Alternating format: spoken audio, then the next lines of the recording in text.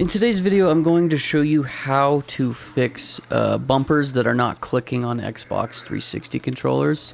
They're just not built good, in my opinion, and it's a really simple fix that you can do, and you don't even have to use the stuff that I did. So you just want to take out all the screws. There's going to be 7 screws, 3 on each side, and then you've got the other screw in the middle. The screwdriver that I'm using, I got a kit on eBay for like 10 bucks. Comes with a bunch of different screwdrivers for different controllers and whatnot. This one was specific for Xbox 360, so it's really easy to do. Just pull out the screws and then you can pull the back off like so. You also want to pull out the board, that's the controller board that's right there in the middle. You just kind of pry on it softly, but up while applying pressure, and it'll pop out. And then you can get to the bumpers, which is one big piece. The bumpers, like I said, it's one big piece, and I don't know, they just get wore out or something. In my opinion, it's just a bad design, because what happens is the arms can't reach the buttons to click on the bumpers. So a simple fix is just using tape. I'm using electrical tape, but duct tape would work.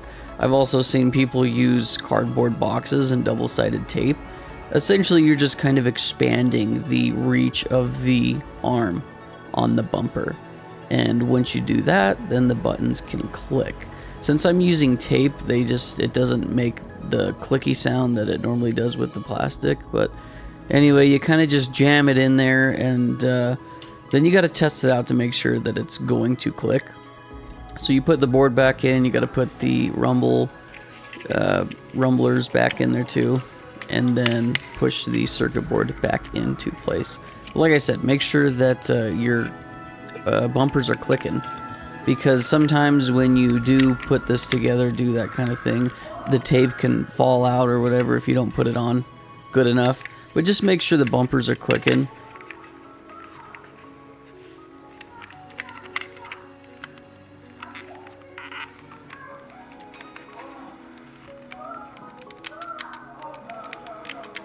As you can hear there, both mine were clicking just fine. So that was a success. I was able to fix this one, but I have 3 of them. I actually have 3 of them that I'm going to fix. So put all the screws back in, and then we're ready to move on to the next one.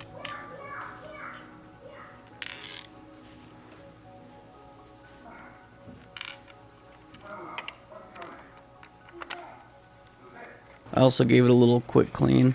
This controller needed more love. The bottom was white, but the top was yellow. I don't know if it's just grimy grossness or if it sat out in the sun or something, but just gave it a quick wash. And here's the 4 controllers that I am going to be working on. That camo one has a different issue that I'm not going to be showing in this video. I'm going to show in a separate video. So we have this Gears of War 360 controller. Same exact issue. I had 3 controllers where the bumpers, were not clicking. So same thing, pull all the screws out of this one, pry it apart, and then we can get in there to start messing with the bumpers.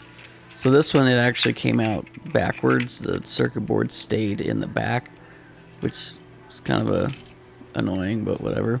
Same thing though, just put some tape on there or whatever item of your choosing. Tape seems to be the easiest for me. And then test it. Make sure that your bumpers are still clicking when you shove the tape in there. Then you can put the back on, put the controller back together. And it's, once again, really simple. This is such an easy fix. And you can probably find 360 controllers online all day long where it says that the bumpers aren't working.